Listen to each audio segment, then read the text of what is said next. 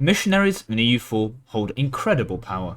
You can send them into any land you own, and regardless of the local culture, customs, hostility to outsiders, or even the very religion you're trying to preach, provided you have enough of this vague power called missionary strength, you will eventually be able to convert all 100% of the local population, no exceptions, into your way of thinking.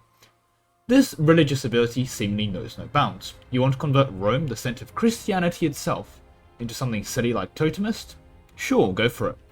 Do you ever visit Jerusalem and think, wow, this place is cool, but do you know how it could be better? That's right, Japanese tea house time. We turn in this place Shinto. Or how about the Congo? That's a cool place. But do you know what they're missing over there? Orthodox Christianity. Truly, the persuasive powers of EU4 missionaries tend to know no bounds. However, there are limits to their power. One of these limits is the recently converted modifier.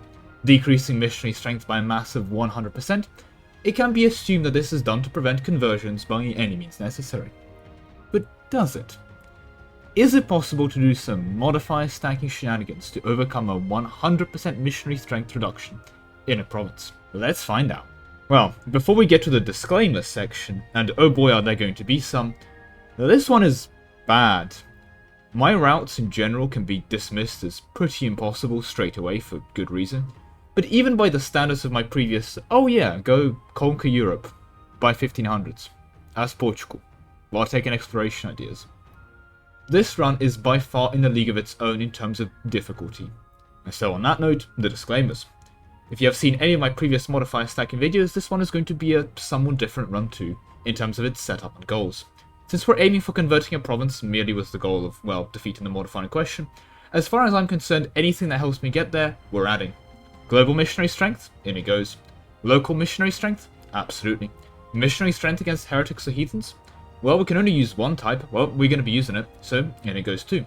On a somewhat related note, let's discuss what I consider exploits and bad tactics. In this run, more than ever, we are going to be disallowing disabling DLC or going back versions.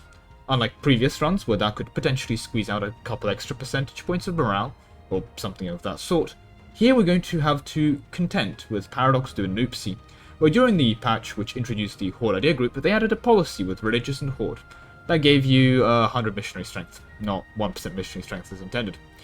This does kind of accidentally complete the video with no effort, but that does also require going back patches, something that I'd previously not used and mentioned as an exploit, so yet again it's not going to be included here today. Otherwise, standard setup, no custom nations, Ironman compatible. Let's go. Now, before we get into it, let's address the counter situation. We need to defeat not just the 100% recently converted modifier, but also the missionary strength decrease from development. Every point of development decreases the missionary strength by 0.1%. Hence in our case, the target province is going to be a recently converted 3 development province. As such, to declare victory here, we need to hit not just 100%, but 100.3% missionary strength. And we need to exceed it by at least a touch, so 100.5% will be technically enough to declare victory. However, since we are merely trying to defeat the province in question, we don't care if the modifier is temporary or not. Well, not directly. We'd still need to be able to get all our temporary modifiers at the same time. This actually comes into play later, where one of our modifiers requires us not doing a specific thing, and that specific thing requires spending more than 20 years doing it, so we can't have the initial temporary modifier. That has been counted in my calculations. But with those many disclaimers out of the way, overall, if something gives us missionary strength for 10 years, we can use it. We just need to think converted. So, there we go. That means we are stuck with just the one counter. But guess who isn't stuck with just the one counter? You.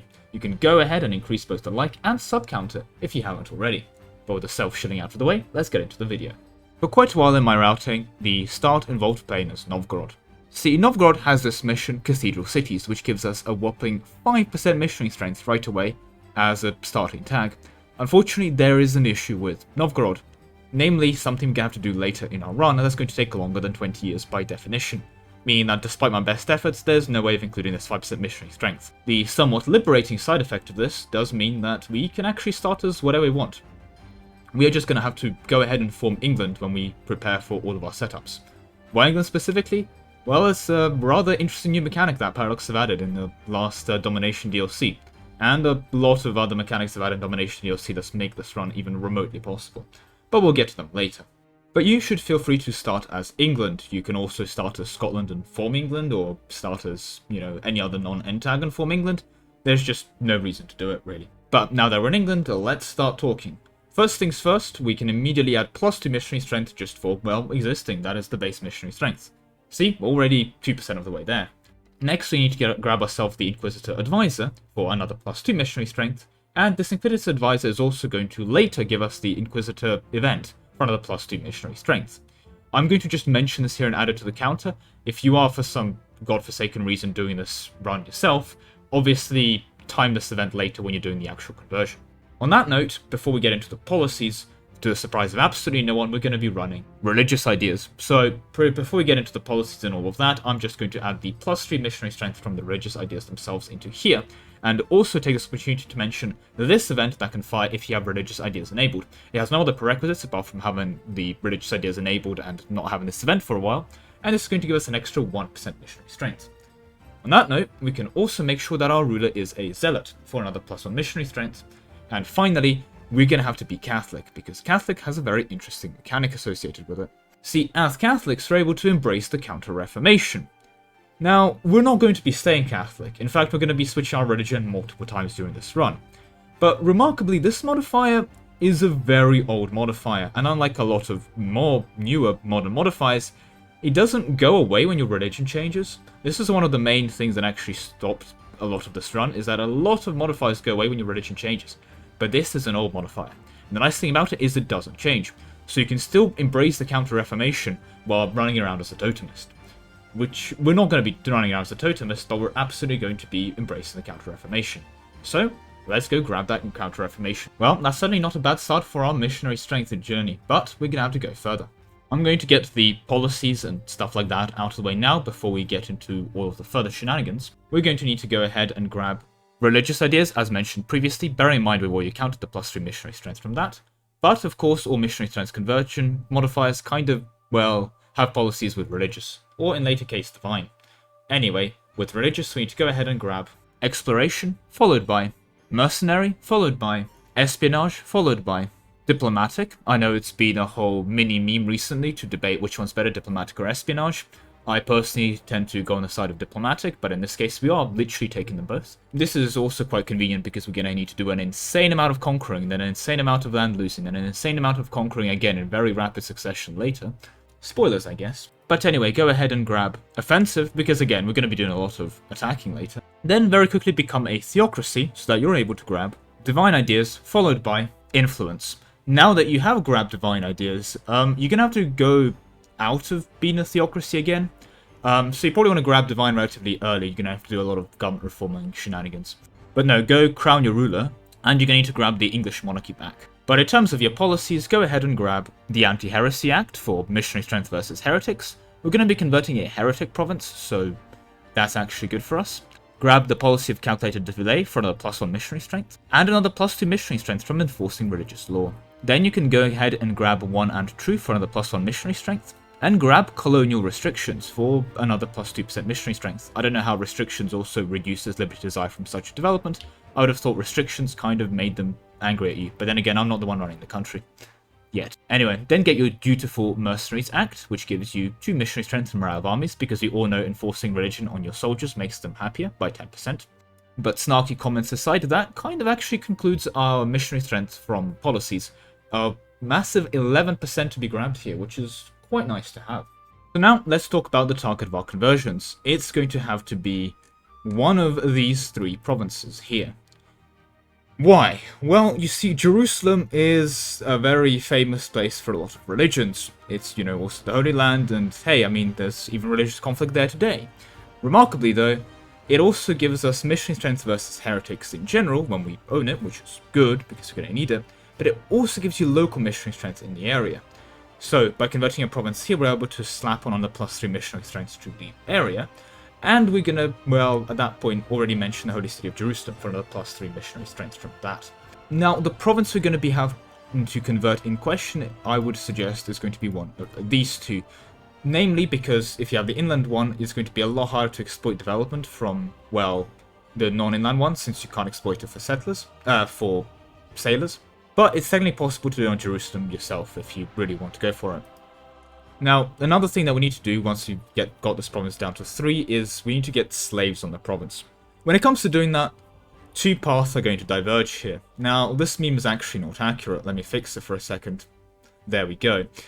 See, because most of these paths are absolutely awful. One of these paths is incredibly difficult, and honestly, I would personally have it categorized as an exploit. I've also previously categorized it as an exploit, but I think it's worth mentioning here. However, the nice thing about that first option is, well, it's at least consistent, which is also incredibly difficult. The second option is an entire RNG fest. It's somewhat easier in that all you need to do is border a person with their capital in, well, Africa, while they haven't embraced some institutions, while you have to fire an event to get to the slave port, which will make you produce slaves on the province. This is just an RNG fest. I mean, you're getting RNG that an AI will spawn the event and pick the correct option, targeting you. It's just, I mean... That aside, let's also now talk about the other option, the non-RNG but exploits and workabout way. Well, you see, England has some interesting unique mechanics, and we don't need to go ahead and form it because, well, we are England. Namely, that we're going to be able to have the ability to spend some mana points to choose the trade good of a province we colonize, aka one of these two. Now, I am already hearing you ask, but Mr. Lemon Cake, these provinces are already colonized. There's already people here. In fact, there's a lot of people here, and there's entire arguments to this day over, well, people still being here. However, not all is lost. See, there is a way using some shenanigans that I'm not going to get into, of, let's just say, uncolonizing these provinces. And with those provinces uncolonized, you can go ahead and recolonize them again. And once you've done that, you can go ahead and choose a trade good there. In our case, it's going to have to be slaves. It's an exploit. It's very difficult to do, but the nice thing about running that exploit to uncolonize the province is there's no RNG involved. So if you actually, for some whatever reason, decide to do this in a run yourself, it's probably what I'd recommend, although again, in my books, it's an exploit. But my moral grandstanding aside, well, let's move on.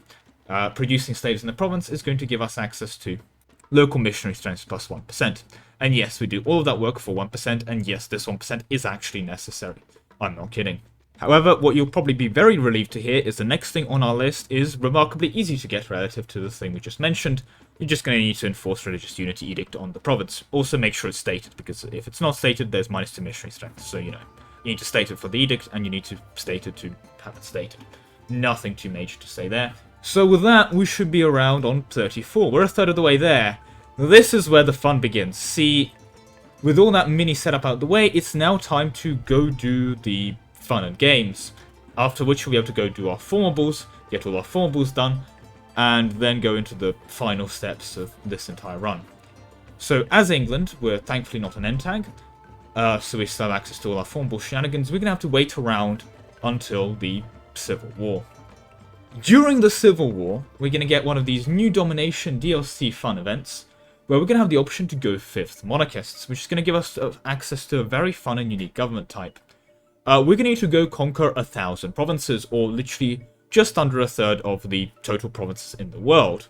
And make sure you do that. Because the reason we're doing that is not because the failing condition involves you going bankrupt and releasing every country you possibly can as a vassal, then granting independence to all of those countries and hence having your society literally implode and your run ending. No. The main issue with failing to get 1,000 provinces is that you lose the missionary strength you gain from this mechanic on here.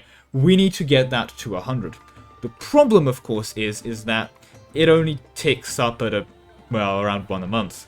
This is actually quite bad considering the literal game over you get at 100, but, you know, it also means we can't use the Novgorod mission because it's going to take us longer than 20 years to get there, considering we're also losing some ticking every time we win a war. So with that said, there's no timed modifiers here, apart from the events I mentioned earlier, but you can just get those later. I just got them out of the way in terms of mentioning them before the counter. Go ahead and get 1,000 provinces with your 5th monarchist, because once you do that, it freezes at 100, and you get to keep this plus 10 missionary strength forever. And that's very important for us, because, dear Lord, we're gonna need it. No two ways around it. With that done, however, next we need to make a pit stop in quite a few of our, well, quite popular pit stops. The first one is going to have to be Morocco, where you need to reclaim Andalusia. At this point, I hope you've reclaimed Andalusia yourself as you conquered 1,000 provinces, and, done the prerequisite missions. But for 20 years, this will give us the first relatively temporary modifier of +3 missionary strength. This is where we now enter our temporary modifier zone. Everything said from this point until the end has to be done in the 20-year period. So get ready for that, because there's going to be a lot. Because right after you do this as Morocco, you need to go ahead and form Congo. Because you need to do this mission to repel the Christians, which is kind of ironic, because you're probably coming over here as a Christian. This is going to give us 2 missionary strength, thankfully, for 50 years, but dear lord, is getting there painful. You're going to go and religion flip again into a pagan faith, so good luck with that, that's incredibly painful. Then do this whole mission, which requires diplomacy with tags that need to exist for you to do the diplomacy with them. And then you need to repel the Christians, which, I mean, is even more work. I guess that's a lot easier to do when you've probably killed all the Christians to get to this point. But yeah, when you've done that, you can get your another 2% missionary strengths. Yes, this is also mandatory and required for the run. With all that said, we're starting to add up quite a bit more missionary strengths in our stacking. So, just one last formable left to go. Byzantium. And no, you need to do it before the new Paradox DLC comes out, because I believe they are changing the missions and nerfing some of the Byzantine ideas. Well, they're not nerfing, they're making them stronger, to be honest, but they're getting rid of the missionary strength. And that's what we're here for. We're going to have to keep Byzantine ideas once we do form this country. And the thing we're looking for here is the +3 missionary strength from the Byzantine ideas, which we can count now. And the Byzantine missions are going to be quite useful for us as well. We're going to be able to restore the Pentarchy, which is going to give us 2 missionary strength until the end of the game, as well as some tolerance of the true faith, which is quite strong and is quite nice to have. But the main thing why we're pissed off at Byzantium as our final stop and our antag of choice today is because we're going to be able to reclaim Rome. With Rome Orthodoxy restored, we're going to get a massive 10% missionary strength versus heretics for 20 years. We're going to need that, absolutely going to need that, without a question, for, well, this entire run. So we stack quite a bit of it. And, we've mended the schism, we've become a good Orthodox boy at this point, we've flipped our religion like 3 times. Bear in mind, all of these modifiers so far don't actually check if you've kept your religion. I specifically tested this. And remarkably, neither is the next step. Let me demonstrate to you what I mean. In the save, through some console shenanigans and fulfilling every Welsh nationalist dream, I have reduced England down to 1 province. We'll explain as to why that is happening later. I've also spawned the Protestant Reformation in 1445, just for the purpose of demonstrations, so that we, as English here, now I've already flipped to Anglican, but I'll explain why in a second, are able to use this button here to convert. Now, we're not allowed to convert to another religion as Anglican, but if we're Christian, we're able to just press this button to convert to another religion. To back into the Sunderland here to demonstrate, we're able to go into here, and we're able to convert to Protestant. When we do that, we gain religious zeal until 1455. This modifier is going to last 10 years, decreasing the tightness of our run from 20 years down to 10. But what is remarkable about this modifier is this modifier was added absolutely ages ago. I mean, this thing was around since forever. And this also means that it does not go away when your religion changes. Now, it's meant to last for 10 years, and you cannot use this button to convert for another 10 years. So it shouldn't have been abused. But fun fact, we will be abusing it. We're going to gain another 10 missionary strength against heretics, adding yet more 10% to our, well, counter. And to prove that it doesn't go away, we're going to need to be, well, looking at the safe setup here. But I'm not just going to prove that it's not going to go away. I'm going to kill 2 birds with 1 stone here. I've set up a Giga Cologne over here, and this Giga Cologne I've also flipped Sunni. This is something we're going to have to do. Actually, we're going to have to do that with a Shia country. Now, bear in mind, this is something we're not going to be doing. This is where this run gets even more insane in terms of RNG, because while you're doing all of the things previously mentioned, you need to get yourself a little pet Shia theocracy. And this theocracy, you need to do some very specific things. You need this theocracy to go down and take the Global Crusade reform at tier 13. Yes, this is necessary. With that done, you then need to get yourself to a point where A, you can get this Global Crusade to actually have enough war score to enforce religion on you. So, get to around 200 development. Then you need to be at a point where the AI Shia theocracy will declare war on you using the specific Casus Belli, the Great Holy War Casus Belli. And yes, this is necessary for the run, because when that happens, well, let me demonstrate. Here we have the Great Holy War. This is what the I'll be doing, declaring on you. I've used the Win Wars console command here. Let me just wait until both are, diplomats return and we get a month tick, so we can send the peace deal. We can go ahead and get the AI. Now, this part is relatively easier. You can just 100% the AI, and in the offer tribute, when you've 100%ed them, you can enforce it to enforce on you. You need to go ahead and get the Cologne to force religion on you. Well, in this case, probably won't be Cologne, but, your pet little theocracy, that's Shia. And yes, you need to go Shia. You'll see why later. You need to get them to Great Holy War CB, turn you into Shia. What does this achieve? Well, when we go back into England, or in this case, our country, Byzantium, we're going to be still keeping this religious zeal, 10% missionary strength versus heretics. That doesn't go away. But we're also going to gain global crusader state, giving us +3 missionary strength. Yes, this 3% missionary strength is necessary. I'm not kidding, we're doing it that tight. To prove that neither of these modifiers go away after a month tick, let's unpause here. And, we've lost a center of reformation. What a surprise. But there we go, the month tick has occurred. And as we can see, both of these modifiers stand. Which is quite good to know. Thank you, Paradox.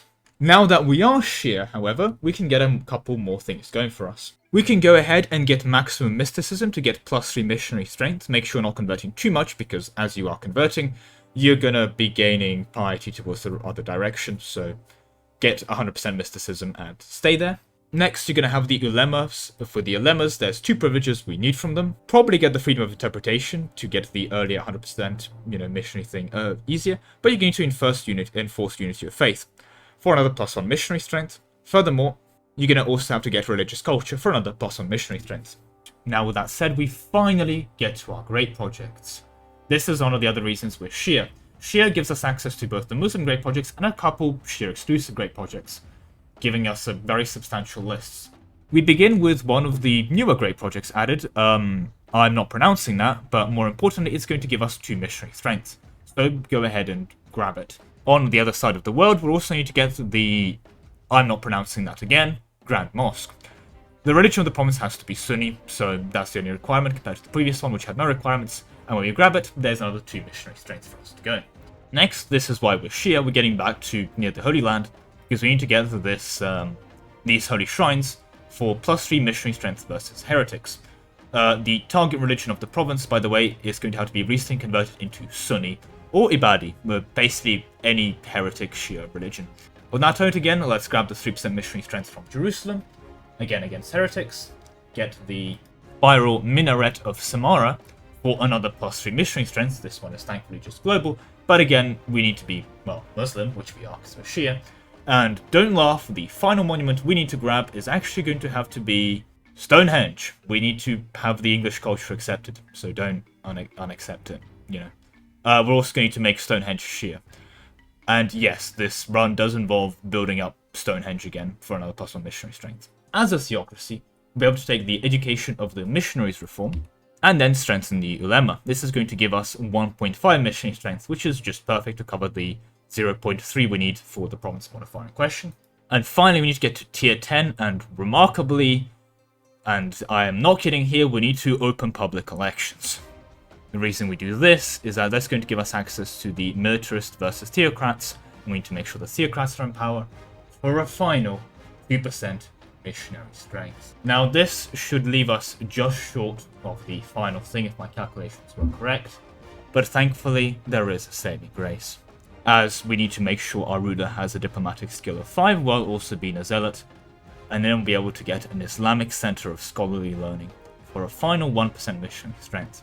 And assuming my math hasn't been off at this point, which it very well has been, we should be looking at a very impressive 100.5% missionary strength. By some sheer miracle, I can decree that it's actually possible. And with that, we complete the challenge. We will finally be able to convince the people living in the deserts outside Jerusalem that produce slaves in a 3-dev world desert that actually their recent conversion means nothing, and they should embrace the one true faith again.